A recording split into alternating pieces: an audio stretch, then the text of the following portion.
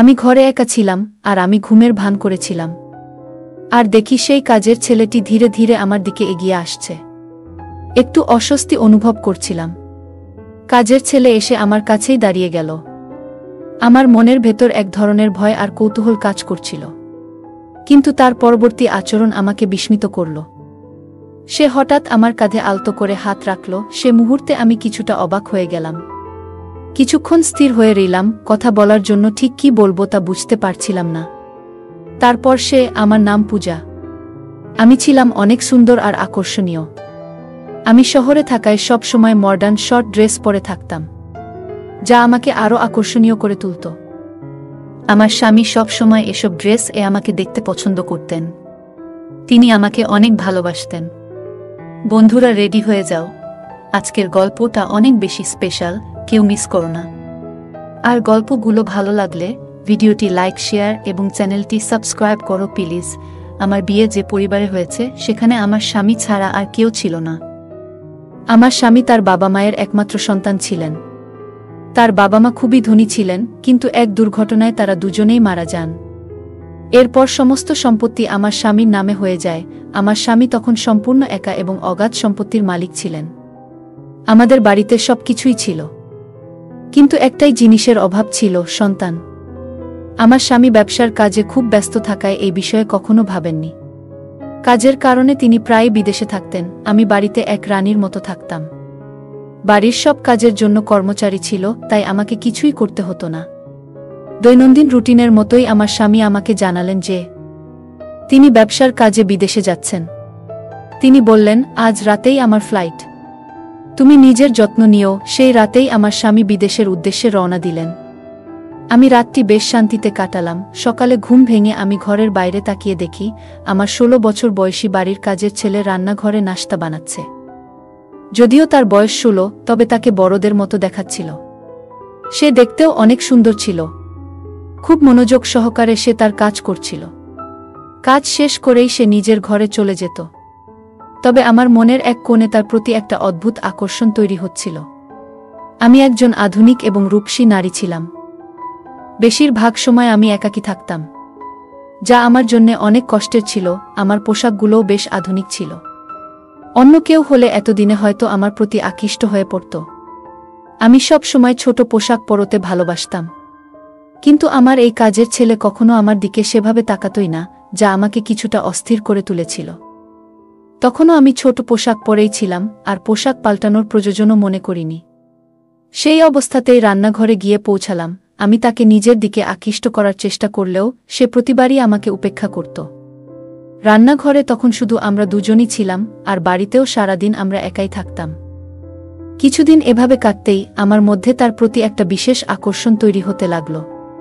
তবে সে যেন এমন এক অদ্ভুত মনের মানুষ ছিল যে আমার মতো সুন্দরী একজন নারীকে একা পেয়েও তেমনভাবে আকৃষ্ট হচ্ছিল না।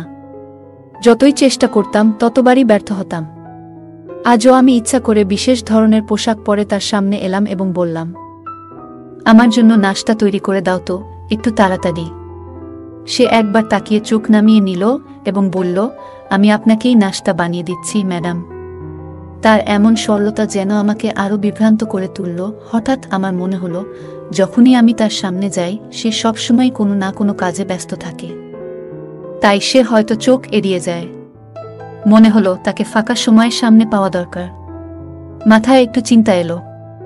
একদিন তাকে বললাম, আজ আমার শরীরটা ভালো লাগছে না, তাই নাশতা আমার ঘরে নিয়ে এসো। আমার কথায় সে একটু থেমে গেল, কারণ এ পর্যন্ত আমার ঘরে কোনো পুরুষ কাজের ছেলে যায়নি। সাধারণত তারা রান্নাঘর কিংবা বাইরের কাজেই সীমাবদ্ধ থাকত। সে কখনোই আমার ঘরে প্রবেশ করেনি। তবে আজ আমি তাকে ঘরে ডেকে আনলাম। আমি ভাবছিলাম, সে তো একজন পুরুষ, যতই উপেক্ষা করুক আমার মতো আকর্ষণীয় একজন নারীকে এড়াতে পারবে না। ঘরে গিয়ে আমি একদম স্বাভাবিকভাবে বসে রইলাম। কিছুক্ষণ পর সে দরজায় নক করল। আমি তাকে ভেতরে আসতে বললাম। সে একটু দ্বিধাগ্রস্ত হয়ে ঢুকল এবং খাবারটি রেখে চলে যাচ্ছিল। তখনই আমি তাকে থামিয়ে দিলাম। আমি তাকে বললাম, তুমি একা একা রান্নাঘরে এত কাজ করো, নিশ্চয়ই ক্লান্ত হয়ে পড়ো। তোমার সাহায্যের জন্য যদি আর কেউ দরকার হয় তবে আমাকে বলো। কথা বলার একটা অজুহাত খুঁজছিলাম, যেন সে আমার দিকে কিছুটা আকৃষ্ট হয়। কিন্তু সে মাথা নিচু করে দাঁড়িয়ে থেকে বলল, না ম্যাডাম, আমার কোনো সমস্যা নেই। আগে বড় এক পরিবারে কাজ করেছি, যেখানে অনেকের জন্য খাবার বানাতে হতো। এখানে তো 2 জনের জন্যই করতে হয়, তাই আমার জন্য কাজ সহজ। এরপর আমি বললাম, একটা বিষয় আমাকে খুব ভাবায়। তুমি কি আমার একান্ত কথা শুনবে? সে কিছুটা বিস্মিত হয়ে আমার দিকে তাকালো।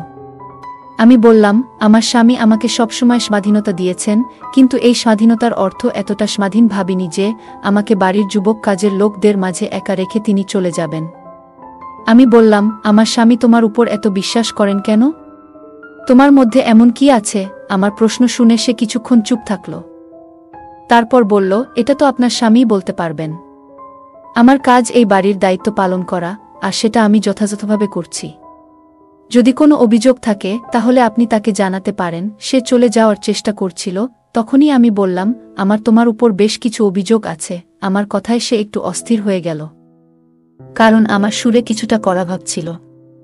সে ভেবেছিল আমি হয়তো তার কাজ নিয়ে অসন্তুষ্ট, আসলে আমার মনোভাব অন্যরকম ছিল। সে চিন্তিত হয়ে বলল, আপনার কি অভিযোগ আছে আমার বিরুদ্ধে? আমি তো সবসময় চেষ্টা করি যাতে আপনাকে কোনো অসুবিধা না হয়। আমি বললাম, এই বাড়িতে রাতে একা থাকলে আমার একটু ভয় লাগে। আমি চাই আমার সঙ্গে একটি সাহায্যকারী থাকুক, কারণ বাড়ির সবাই কাজ শেষে কোয়ার্টারে চলে যায়। আমার কথা শুনে সে কিছুটা বিস্মিত হল। আমি ইচ্ছা করেই তাকে কিছুক্ষণ আমার ঘরে রাখতে চেয়েছিলাম। মনে মনে নিশ্চিত ছিলাম যে সে আমার দিকে বেশিক্ষণ তাকিয়ে থাকতে পারবে না। আমার সামনে খাবার ছিল, তবে তখন আমার মন সেই নতুন কাজের ছেলেটির দিকে চলে গিয়েছিল, যার বয়স মাত্র 16। আমাদের কথোপকথন চলছিল এবং হঠাৎ খেয়াল করলাম, তার দিকে তাকিয়ে থাকতে থাকতে আমার দৃষ্টি একসময় তার দিকে নেমে এলো। আমি একটু থমকে গেলাম। আমার এমনভাবে তাকানো দেখে ছেলেটি একটু অস্বস্তিতে পড়ল এবং কৌতূহলী চোখে তাকিয়ে বলল, ম্যাডাম, এসব বিষয়ে আপনার স্বামীর সঙ্গে শেয়ার করুন। এরপর সে দ্রুত ঘর থেকে বেরিয়ে গেল, আর আমি চুপচাপ বসে ভাবতে লাগলাম, যাকে এতদিন শুধু কাজের ছেলে ভেবেছিলাম, সে যেন সম্পূর্ণ আলাদা এক ব্যক্তিত্ব। এই চিন্তা আমার মাথায় ঘুরতেই থাকল। এরপর আমি নীরবে তাকে লক্ষ্য করতে শুরু করলাম। পরদিনও আমি তাকে আমার ঘরে আসতে বলার চেষ্টা করলাম, কিন্তু সে সোজাসাপটা বলে দিল, আমি বাজারে যাচ্ছি, তাই নাশতা বাইরে করে নিন। তার কথায় আমি অবাক হয়ে গেলাম। কেন যেন তাকে নিয়ে আর কোনো আদেশ দিতে পারছিলাম না। মাঝে মাঝে সে আমাকে লুকিয়ে দেখত। একদিন দুপুরে ঘুম থেকে উঠে মনে হলো তার জীবনটা কেমন তা জানার ইচ্ছে হলো। তাই আমি কোয়ার্টারের দিকে পা বাড়ালাম, কারণ সে কোয়ার্টারে থাকে। যেন দেখার চেষ্টা করি তার জীবনযাত্রা কেমন। জানতাম সে কোয়ার্টারেই থাকে। তাকে নিয়ে আমার কৌতূহল যেন দিন দিন বাড়ছিল। আমি তখন কোয়ার্টারের দিকে এগোচ্ছিলাম, হঠাৎ দেখলাম সে ধীরে দরজা বন্ধ করছে। আমি চুপচাপ দাঁড়িয়ে তার দিকে তাকিয়ে রইলাম। এরপর সে বাড়ির দিকে পা বাড়ালো এবং সোজা আমার ঘরের দিকে হাঁটতে লাগল। সে আস্তে করে আমার ঘরের দরজা খুলল এবং ভেতরে ঢুকে গেল। আমার মন আতঙ্কে ভরে উঠল, কারণ সে নিশ্চয়ই বুঝে যাবে আমি ঘরে নেই। দ্রুত রান্নাঘরে গিয়ে লাইট জ্বালিয়ে পানির জগে পানি ভরতে লাগলাম। কিছুক্ষণ পরে সে আমাকে খুঁজতে খুঁজতে রান্নাঘরে চলে এলো। আমাকে দেখে বলল, আপনি এখানে? আপনাকে ঘরে না দেখে একটু চিন্তিত হয়ে পড়েছিলাম। আমি তাকে দেখে বললাম, তুমি কেন আমার ঘরে আমাকে খুঁজতে গিয়েছিলে? আমার প্রশ্নে সে হঠাৎ অপ্রস্তুত হয়ে গেল এবং গলা সামলে বলল, আসলে পানি নেওয়ার জন্যই গিয়েছিলাম। আজ জগে পানি রাখা ভুলে গিয়েছিলাম, তাই ভাবলাম একটা বোতল দিয়ে আসি। আমি তার দিকে তাকিয়ে রইলাম, কারণ আমি তো পানির জগটা আসলে শুধু একটা অজুহাত হিসেবে ব্যবহার করছিলাম। আমার ঘরে পানি আগে থেকেই ছিল। এরপর সে নীরবে নিজের কোয়ার্টারের দিকে ফিরে গেল, আর আমিও ঘরে ফিরে এসে দরজা বন্ধ করে চিন্তায় মগ্ন হয়ে রইলাম। এতদিন তাকে শুধু একজন কাজের ছেলের মতো দেখেছিলাম, যে সবসময় নিজের কাজ করত আর আমার সঙ্গে আমার চোখা এড়িয়ে চলত। একবার তো সে আমার ঘরে আসতে সরাসরি মানাও করে দিয়েছিল। তবে আজ হঠাৎ সে আমার ঘরে কেন এসেছিল? তার এই আচরণে আমি বিভ্রান্ত হয়ে পড়লাম এবং সারারাত এসব ভেবে কাটালাম। সে লিখিয়ে আমার ঘরে আসতো আর আমি সেটা জানতামই না। পরদিন সকালেও এই বিষয়টি নিয়ে আমি চিন্তায় ছিলাম। তাকে তখন সম্পূর্ণ অন্যরকম একজন মানুষ মনে হচ্ছিল। সে আজও আমার সামনে সেই একই শান্ত দৃষ্টিতে তাকিয়েছিল।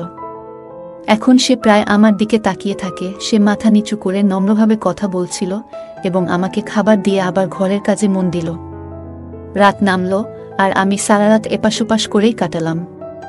সিদ্ধান্ত নিয়েছিলাম, এবার যদি সে আমার ঘরে আসে তাহলে আমি প্রশ্ন করব, তার আসল উদ্দেশ্য জানতে চাইব। আমার মনে হচ্ছিল রাতে আমি ঘুমিয়ে পড়লে সে ঘরে ঢুকে কেন আসে। কিছুক্ষণ পরই দরজার কাছে পায়ের শব্দ পেলাম। সঙ্গে সঙ্গে আমি ঘুমের ভান করে পড়ে রইলাম। কিছুক্ষণ পর দরজা খুলে সে ঘরে ঢুকল। তার এভাবে ঘরে আসা আমাকে অস্বস্তিতে ফেলে দিল। সত্যি বলতে আমি খারাপ চরিত্রের কেউ নই, তবে তাকে নিয়ে এক অদ্ভুত আকর্ষণ অনুভব করছিলাম, তাই তার মনোযোগ পেতে চেষ্টা করছিলাম। কিন্তু কখনোই মনে করিনি সে আমার সম্মানহানি করবে বা আমার একাকিত্বের সুযোগ নেবে। আমি ঘরে একা ছিলাম, আর তাকে ধীরে ধীরে আমার বিছানার দিকে এগিয়ে আসতে দেখে আতঙ্কিত হয়ে পড়লাম। স্বামীর উপর হতাশা কাজ করছিল। কিভাবে সে আমাকে একা এখানে রেখে অচেনা লোকের উপর এতটা বিশ্বাস করতে পারল? কাজের ছেলেটি আমার বিছানার কাছে এসে থেমে গেল।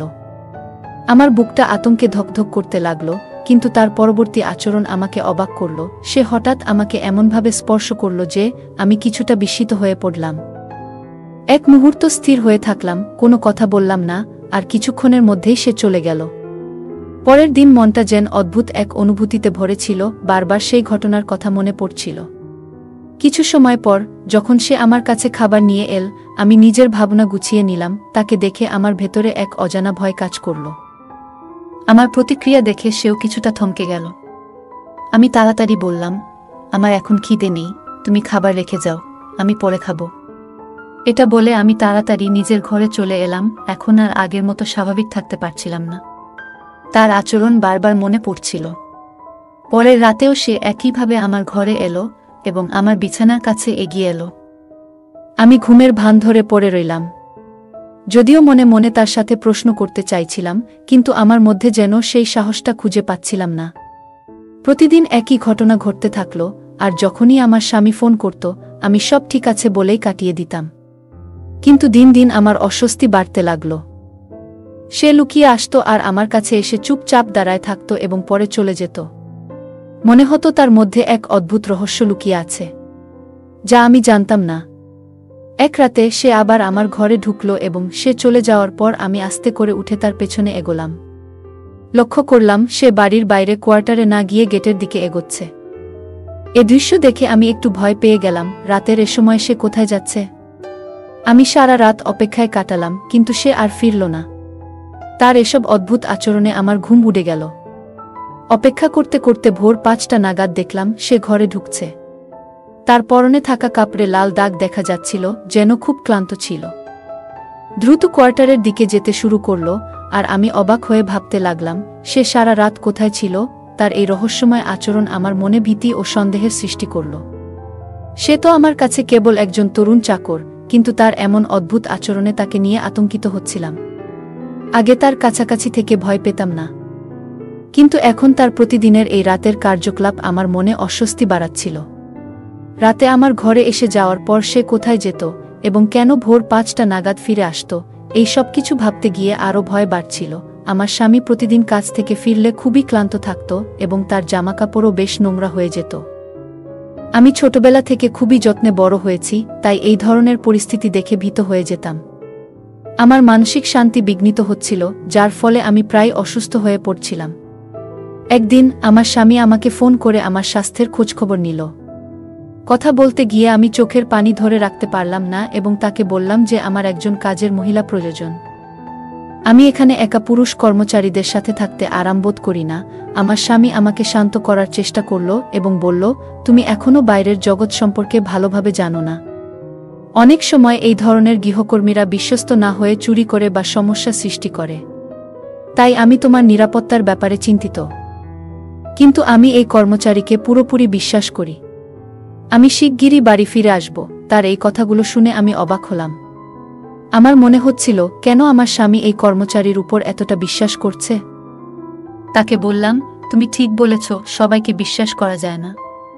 অনেক সময় মানুষ মুখোশ পরে আমাদের মতো সরল মানুষদের বোকা বানায়। এরপরে আমি নিজেও একটু আতঙ্কিত হয়ে পড়েছিলাম, এই ভেবে যে হয়তো এই কর্মচারী তেমন ভালো নাও হতে পারে যতটা আমার স্বামী তাকে মনে করছে। তবে আমার স্বামী আমাকে বলল, আমি তাকে চোখ বন্ধ করেই বিশ্বাস করি। এ বিষয়ে যদি কেউ আমাকে কিছু উল্টোপাল্টা বলে, তাও আমি বিশ্বাস করব না, কারণ আমি নিশ্চিত যে সে তোমার সাথে কিছু ভুল করতে পারে না। তাকে নিয়ে আমার পূর্ণ আস্থা আছে। আমার স্বামীর এই কথাগুলো শুনে আমি খুব চিন্তায় পড়ে গেলাম। মনে হলো হয়তো আমার স্বামী আমার কথাগুলো বিশ্বাস করবে না। সত্যিটা জানাতে চাইছিলাম, তবে সেদিন আর কথা বাড়ালাম না, কিন্তু একা একা চিন্তা করতে করতে আরও বিচলিত হয়ে পড়লাম। গৃহকর্মীর দৈনন্দিন কাজের রুটিন আগের মতোই চলছিল। রাতের বেলায় সে বাড়ির ভেতর ঘুরে বেড়ায়, যখন তখন বেরিয়ে যায়। তার এই আচরণে আমি আতঙ্কিত হয়ে পড়লাম। বারবার ইশারায় স্বামীকে জানাতে চেষ্টা করলাম, কিন্তু সে কিছু শুনতে চাইছিল না। একদিন আমি শেষমেশ স্বামীকে বলে বসলাম যে একজন স্বামীর উচিত তার স্ত্রীর কথায় বিশ্বাস রাখা। আমি জানি এই কর্মচারী আসলে যেমন দেখায় তেমন নয়, এবং সে মাঝে মাঝে বেশ অদ্ভুত আচরণ করে। আমার কথা শুনে স্বামী অবাক হয়ে বলল, কেন, সে এমন কি করে যা তোমাকে ভীত করে তুলছে? আমি তো তোমার কথা কিছুই বুঝতে পারছি না। আমি কিছু বলার আগেই হঠাৎ সেই গৃহকর্মী চায়ের কাপ নিয়ে এসে আমার সামনে দাঁড়ালো এবং আমাকে কঠিন চোখে তাকালো। আমি আতঙ্কে জমে গেলাম। কথার প্রসঙ্গ পাল্টে তাড়াতাড়ি ফোন রেখে দিলাম। সেই চাকর এসে বলল, আপনার স্বামীর সাথে অকারণে এ ধরনের কথা বলে তাকে চিন্তিত করবেন না। যদি আমার উপর আপনার কোনো সন্দেহ থাকে, সরাসরি আমাকে জিজ্ঞাসা করুন। আমি তো কখনো আপনার সাথে খারাপ কিছু করিনি এবং সব সময় খুব নম্রভাবেই কথা বলেছি। আপনি নিশ্চিন্ত থাকুন, আমি আপনাকে কোনো ক্ষতি করব না। তার কথাগুলো নম্র শোনালেও আমি বুঝতে পারছিলাম সে আসলে আমাকে সতর্ক করছে যেন আমি আমার স্বামীকে কিছু না বলি। আমি চুপ করে থাকলাম। তার দৃষ্টি নিজের থেকে সরাতে বললাম, না, তোমার উপর সন্দেহ নেই, তবে একাকিত্ব ও ভয় আমায় কাবু করে ফেলছে। আমি একা থাকতে পারছি না, তাই চাইছি যেন একজন মহিলা সহকারী আমার সাথে থাকে। সে আমাকে এক ধরনের ভাবলেশহীন চোখে কিছুক্ষণ দেখে নিয়ে বলল, আপনি চিন্তা করবেন না, এখন থেকে আপনার আর ভয় লাগবে না। আমি নীরবে মাথা নাড়লাম, কিন্তু মনে মনে সিদ্ধান্ত নিলাম যে আমার স্বামীকে সব বলতেই হবে। এরপর থেকে গৃহকর্মী যেন আমাকে নজরে রাখার কাজ শুরু করল।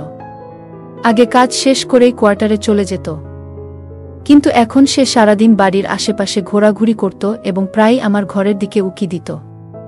তার এই অদ্ভুত আচরণে আমি ভয় পেতে শুরু করলাম। আমার মনের অবস্থা ক্রমেই খারাপ হয়ে উঠছিল। অসহায়ত্ব যেন চরমে পৌঁছে গিয়েছিল। না পারছিলাম আমার স্বামীকে কিছু বলতে, না পারছিলাম এই গৃহকর্মীর থেকে মুক্তি পেতে। আমার মনে হচ্ছিল সে যেন আমাকে নিজের নিয়ন্ত্রণে নিয়ে ফেলেছে। ঠিক সেই সময় আমার স্বামী আমাকে জানালেন যে তিনি বাড়ি ফিরছেন। এই খবর শুনে আমার মুখে আনন্দের ছোঁয়া এলো। আমি অপেক্ষা করতে লাগলাম যেন সামনে বসে তাকে সব কিছু জানাতে পারি। কিছুদিন পর আমার স্বামী বাড়ি ফিরে এলেন। কাজের ছেলে আবার আগের রুটিনে ফিরে গেল, কাজ শেষ করেই বাইরে চলে যাচ্ছিল। আমি তখন স্বামীর সাথে একান্তে সময় কাটাচ্ছিলাম। আমার অবস্থা দেখে স্বামী অবাক হয়ে বললেন, তুমি এত দুর্বল হয়ে পড়েছ কেন? বাড়ির সব ব্যবস্থাই তো রয়েছে, আর এই গৃহকর্মীও তো বলেছে যে সে তোমার বেশ খেয়াল রেখেছে। আমি তার উপর বিশ্বাস করি, সে নিশ্চয়ই ঠিকমতো খেয়াল রেখেছে। তবে কি এমন কি ঘটেছে যা তোমাকে এমন দুর্বল করে দিয়েছে? তার কথা শুনে আমি চুপচাপ তাকিয়ে রইলাম। তখনও তিনি গৃহকর্মীকে একজন ভালো কর্মচারী হিসেবেই দেখছিলেন। আমি বললাম, আমার সমস্যার কারণ এই চাকর। আমি তার সাথে স্বস্তি পাচ্ছি না। আমি চেয়েছিলাম যেন কোনোভাবে আমার স্বামী তাকে দূরে রাখে। প্রতিদিন সে আমার ঘরে আসত, আর আমি চাইলেও কিছু করতে পারছিলাম না। আমি জানতাম সে বুঝে গেছে যে আমি তার উদ্দেশ্য সম্পর্কে সচেতন। আমার কথা শুনে স্বামী গভীরভাবে চিন্তায় পড়লেন এবং বললেন, আমাকে ক্ষমা করো। আমি জানতাম না যে সে এমন হতে পারে। অন্ধবিশ্বাস করেছিলাম। তার চোখে অবিশ্বাসের ছাপ ছিল, তবে আমি তাকে বোঝাতে সক্ষম হলাম যে এটাই সত্য। সে আমার স্বামীকে এতটাই মানসিক কষ্ট দিয়েছিল যে একদিন তার শরীর খারাপ হয়ে যায় এবং তাকে হাসপাতালে নিয়ে যেতে হয়। আমি খুবই উদ্বিগ্ন হয়ে পড়লাম, যদি স্বামীর কিছু হয়ে যেত, তবে আমি নিজে বাঁচতে পারতাম না। আমার স্বামীর জন্য চোখের পানি ফেলছিলাম, তখনই হঠাৎ সেই চাকর এসে বলল, আপনি কি এমন কিছু বলেছেন যা তার এ অবস্থার কারণ হয়েছে? আমি অবাক হয়ে বললাম, তিনি আমার স্বামী, আমি যখন ইচ্ছা তার সাথে কথা বলতে পারি। সে আমার কথা শুনে চলে গেল। 10 দিন পর আমার স্বামী সুস্থ হয়ে বাড়ি ফিরলেন। আমি চুপচাপ ছিলাম এবং তাকে বললাম, আমি আসলে কোনো গোপনীয় কিছু বলিনি। বাড়িতে কিছুই ঘটেনি, শুধু চাইছি তুমি আমার পাশে থাকো। আমি তাকে বোঝানোর চেষ্টা করলাম, কিন্তু তিনি বললেন, তুমি এভাবে কথার প্রসঙ্গ বদলাচ্ছ কেন? আমি নিশ্চয়ই সেই গৃহকর্মীকে জিজ্ঞেস করব এবং তাকে বাড়ি থেকে বের করে দেব। আমি বিশ্বাস করতে পারছি না, এতদিন তাকে ভরসা করে এসেছি, অথচ সে আমাদের এমনভাবে ঠকিয়েছে। স্বামীর কথায় আমি অস্বস্তিতে পড়লাম। তিনি মানসিক চাপে ছিলেন এবং দৃঢ় সিদ্ধান্ত নিয়েছিলেন গৃহকর্মীর সাথে কথা বলার। কিন্তু আমি ভীত ছিলাম, কারণ মনে হচ্ছিল যদি আমার স্বামী গৃহকর্মীর সাথে কথা বলেন তবে সে হয়তো তাকে আরও বিপদে ফেলবে। আমি ভেবেছিলাম আমার স্বামীকে গৃহকর্মীর কাছ থেকে বিপদে পড়তে দিই না। তাকে এ বিষয়ে বোঝানোর অনেক চেষ্টা করলাম, কিন্তু তিনি একবারও শুনলেন না। একদিন স্বামী আমাকে শপিংয়ে পাঠালেন, আর আমি চিন্তায় পড়ে গেলাম, এতক্ষণে তিনি হয়তো চাকরটির সাথে একাই কথা বলছেন। মনের অস্থিরতায় শপিং বাদ দিয়ে তৎক্ষণাৎ বাড়ি ফিরলাম। ঠিক যেমন ভাবছিলাম, স্বামীর ঘর থেকে তর্কাতর্কির আওয়াজ শোনা যাচ্ছিল। আমার স্বামী খুব রেগে গিয়ে গৃহকর্মীকে কিছু বলছিলেন। তার কথায় আমি হতবাক হয়ে গেলাম। আমার স্বামী বলছিলেন, আমি তো বলেছিলাম সেই তাবিজটা সতর্কতার সাথে আমার স্ত্রীর উপর থেকে সরিয়ে বাইরে গিয়ে মাটিতে পুঁতে রাখতে। আমি এটি সন্তান লাভের জন্য সংগ্রহ করেছি। আসলে সে অসুস্থ, আর তাই তাকে জানাতে চাইনি। গোপনে তোমাকে দিয়ে এই কাজটি করাতে চেয়েছিলাম, কিন্তু হয়তো সে কিছু সন্দেহ করেছে। এ কথা শুনে আমি কান্নাজড়িত অবস্থায় ঘরে ঢুকলাম। এতদিন ধরে স্বামী আমাকে বলেছিলেন যে তার নিজেরই শারীরিক অসুস্থতা আছে, তাই সন্তান হচ্ছে না। কিন্তু আসল সত্যি ছিল, অসুস্থ ছিলাম আমি। আমার অসুখ এমন যে চিকিৎসার পাশাপাশি বিশেষ পদ্ধতির দরকার। এজন্যই তিনি আমার অসুখের কথা গোপন রেখেছিলেন, যাতে আমি মানসিকভাবে ভেঙে না পড়ি। আমার স্বামী আমাকে অনেক ভালোবাসতেন। আমার স্বামী কখনোই আমাকে মানসিকভাবে ভেঙে পড়তে দেননি।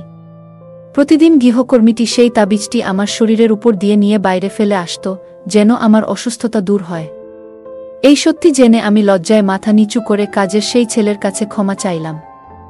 এরপর আমি ডাক্তারের পরামর্শে চিকিৎসা করালাম, এবং কয়েক বছর পর আমার মা হওয়ার সুসংবাদ এলো। এখন আমি ও আমার স্বামী, আমাদের সেই বিশ্বস্ত কাজের লোক, একসাথে সুখে শান্তিতে জীবন কাটাচ্ছি। বন্ধুরা, যদি এই গল্পটি ভালো লেগে থাকে তাহলে দয়া করে ভিডিওটি লাইক করুন এবং আমাদের চ্যানেলটি সাবস্ক্রাইব করুন। পাশে থাকা বেল আইকনটি প্রেস করুন, যাতে করে আমরা যখনই নতুন ভিডিও আপলোড করি তার নোটিফিকেশন সবার আগে আপনার কাছে পৌঁছে যায়। ধন্যবাদ, দেখা হবে আমাদের পরবর্তী ভিডিওতে।